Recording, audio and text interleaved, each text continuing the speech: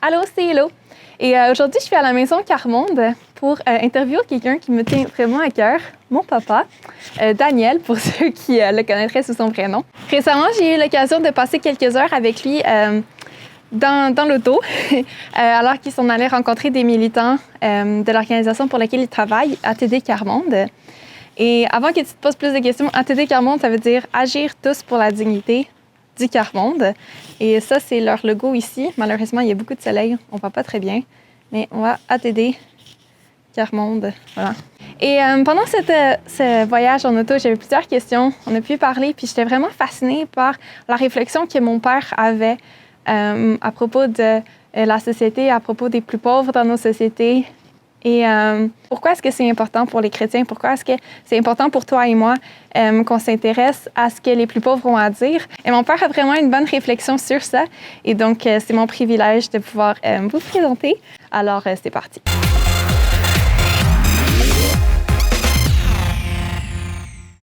Allô, papa. Merci d'être là. On est à la maison Carmonde parce que je voulais faire une vidéo sur le 17 octobre. Et peux-tu juste nous expliquer pourquoi est-ce que tu es la première personne à qui j'ai pensé quand j'ai décidé que j'allais faire une vidéo sur le 17 octobre? Bien, c'est certainement que tu as pensé à moi parce que je travaille à ATD Carmonde, et qui est un mouvement de lutte contre la pauvreté et la misère. Et que la journée du 17 octobre, c'est la journée mondiale du refus de la misère. Et c'est ATD Carmonde qui était à l'initiative de cette journée il y a une trentaine d'années. On a l'habitude de dire souvent le 17 octobre parce que c'est la date, ça c'est vrai. Mais c'est quand même la journée où on veut donner, on demande à ce que tout le monde accorde la parole à ceux qui sont en situation de pauvreté. Parce que c'est des gens qu'on n'entend pas de tout le temps dans l'année. Et ce sont les gens aussi qui en fait sont en première ligne du combat contre la pauvreté.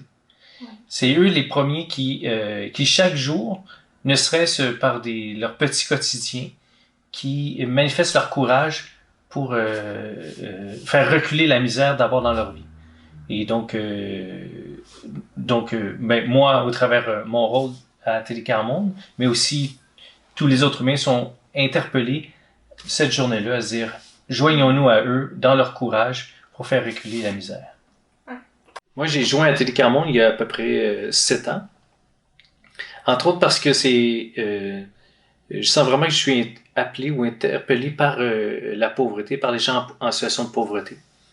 Et c'est comme ça que j'ai découvert au travers avec mon rôle à ATD Carmonde que je pouvais être à mon mieux pour servir Dieu, même si c'est pas une organisation chrétienne comme telle, mais mes forces, mes talents et même mes faiblesses sont à leur plus grande utilité, leur plus grand potentiel, on pourrait dire.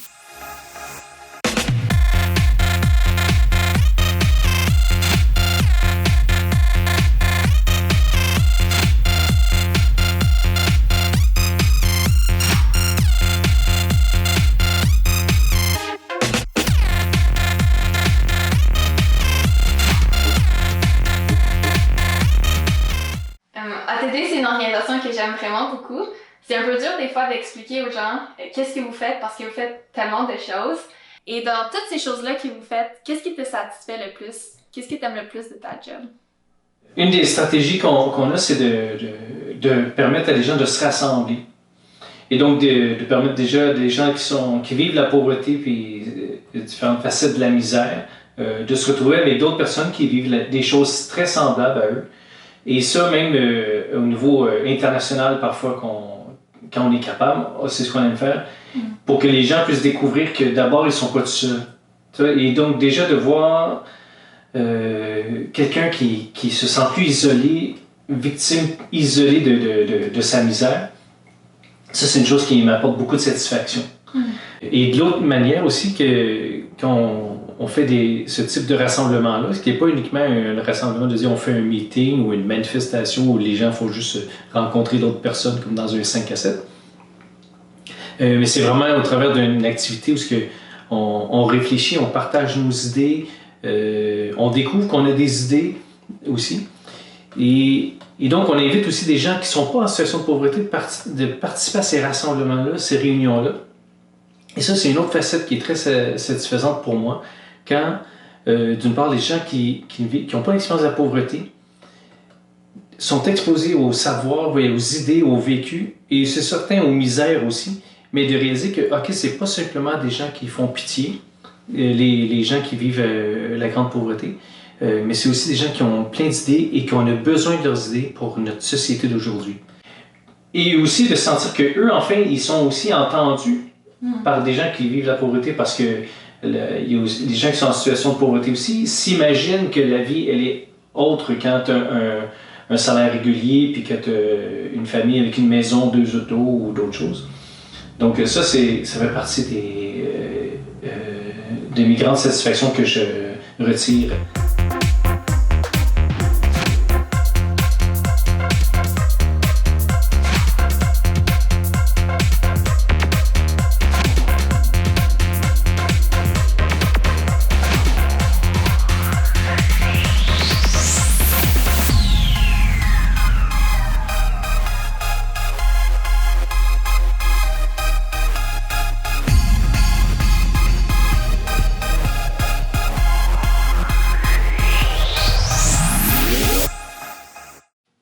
Pour terminer, je serais curieuse de savoir comment est-ce que tu vois Dieu dans ton travail?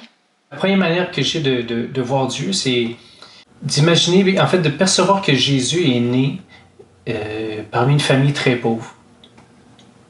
Déjà, l'apôtre Paul nous dit que Jésus, Jésus s'est fait le plus petit des plus petits, l'esclave des esclaves, donc le plus bas des humains dans les pires conditions. Et aujourd'hui, il y a toujours des gens qui vivent dans des très basses conditions humaines. Et donc, je suis interpellé parce qu'à toutes les fois où je vais à la rencontre de gens qui sont dans la misère, je me dis que je me rapproche des conditions de ce que Jésus lui-même a vécu en tant qu'humain. Et parce que nécessairement Jésus a grandi dans un village bruyant, dans un quartier probablement sale, dans des conditions très difficiles. Et donc, même si moi je me trouve une satisfaction dans le silence ou dans la nature, je réalise que Dieu est caché et dans le brouhaha de la vie et des gens qui vivent dans l'extrême pauvreté, malgré que j'y trouve pas nécessairement mon confort. Aussi, ça me défie dans ma foi, parce que je me dis, par exemple, même dans nos églises, il y a des gens qui sont soit plus pauvres ou plus méprisables, plus facilement à mettre de côté. Et en fait, Dieu est là dans ses frères et sœurs-là aussi. Et ce que eux connaissent et savent de Dieu est aussi très précieux. Et là, je sors en fait du cadre de mon travail, mais c'est l'inspiration, c'est l'influence de mon travail qui m'amène même dans l'Église à regarder de cette manière-là. Et donc, c'est vrai que c'est précieux d'écouter le pasteur, c'est important d'écouter le pasteur puis des frères et des sœurs qui ont beaucoup d'expérience dans le Seigneur. Mais les gens les plus petits, ils ont un savoir d'expérience de Dieu qui n'est pas théorique, bien souvent, mais qui est extrêmement divin et inspirant. Et c'est en ce sens que je vois Dieu au travers la démarche de mon travail, même si ce n'est pas toujours dans le contexte du travail, c'est comme ça que ça m'interpelle à voir Dieu. Wow!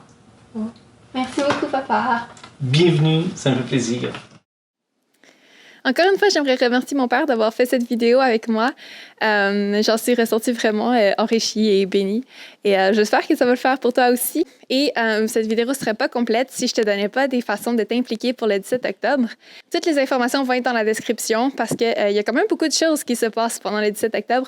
Même s'il n'y a pas de rassemblement, même s'il n'y a pas de manifestation, l'ONU a organisé plusieurs activités. ATD va faire partie d'un panel. Et à Montréal, on va avoir des kiosques à 3 endroits dans la ville. Ma prière et mon espoir avec cette vidéo, c'est que le 17 octobre et les jours qui vont suivre, pendant toute l'année en fait, on va être plus attentifs aux gens qui vivent la pauvreté autour de nous, qu'on va leur donner la parole, qu'on va réaliser l'importance de ce qu'ils ont à nous apporter, puis que dans nos sociétés et dans nos églises, on ne laisse personne derrière.